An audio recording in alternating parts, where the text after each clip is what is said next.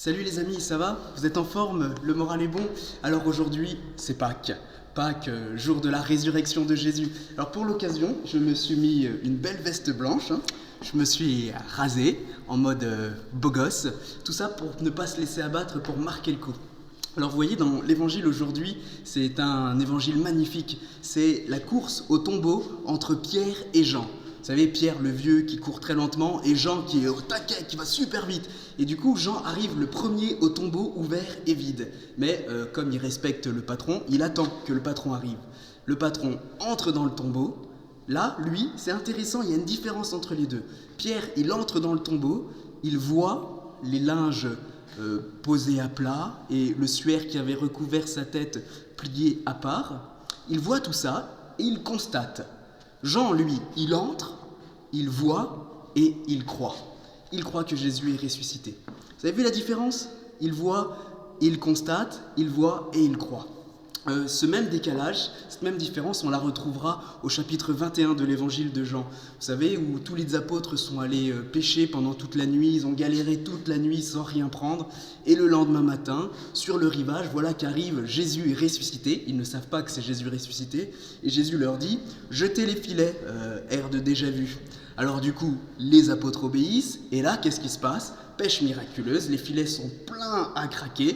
Pierre voit. Et il constate que les filets sont pleins à craquer.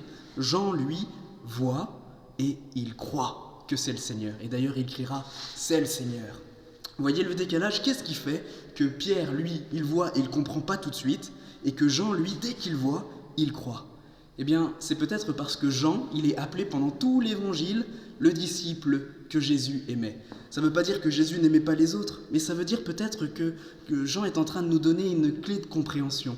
Si on veut entrer dans la compréhension justement de la résurrection, si l'on veut discerner les signes de la résurrection, il nous faut accepter d'être le disciple bien-aimé de Jésus. Il nous faut accepter d'entrer dans une amitié avec Jésus. Il nous faut accepter d'entrer dans son intimité. Vous savez, un peu comme au soir de la scène, Jean qui posait sa tête contre le cœur de Jésus. Et c'est ça qu'on peut apporter au monde, nous.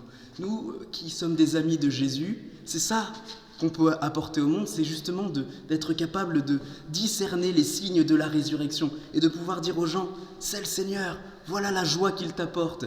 Et pour le lui dire, de le lui manifester. Vous savez, ce que disait le Giorgio Frassati et tous ses potes, toute sa bande d'amis.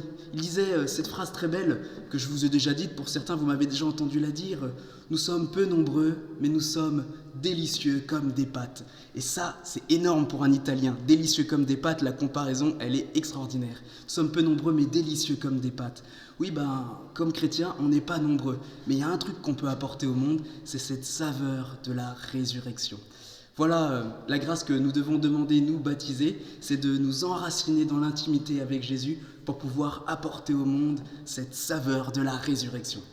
Alors, pour ne pas rester juste à des considérations spirituelles et passer de la parole aux actes, voilà le petit défi que je vous propose. C'est très simple. Vous allez, pour pouvoir cultiver la joie autour de vous, apporter la saveur de la résurrection, chacun pourrait préparer un bon dessert. Vous voyez, d'y mettre un peu de cœur, un bon dessert pour pouvoir donner de la joie aux gens qui seront autour d'eux. Ensuite, une fois que le dessert est prêt, on s'habille en blanc, on met un beau vêtement blanc, comme cette veste, juste pour pouvoir signifier la résurrection, parce que le blanc, c'est le vêtement de la résurrection. Ensuite, on prend un beau sourire, vous savez, une tête de ressuscité. Et ensuite, avec le dessert, le vêtement blanc et la tête de ressuscité, on prend une photo qu'on peut envoyer sur l'adresse mail elpadredelamontagne@gmail.com et on essaiera de faire, après tout cela, un beau diaporama qui va manifester la beauté et la joie de la résurrection. Alors, je sais qu'il y en a certains qui vont voir cette vidéo trop tard et qui vont se dire « Ah, c'est trop tard, le défi il est passé ». C'est trop cool parce que Pâques, pour nous, ça dure 8 jours. Donc on a 8 jours pour relever le défi. Donc vous avez 8 jours jusqu'à dimanche prochain pour m'envoyer vos belles photos. Les amis, c'est vraiment le moment de le dire. Vive Jésus! Et alors, vous le savez peut-être, mais il est coutume de dire au moment de la résurrection le Christ est ressuscité, il est vraiment ressuscité. Alors je vous le dis et propagez-le, le Christ est ressuscité, il est vraiment ressuscité. Allez, salut!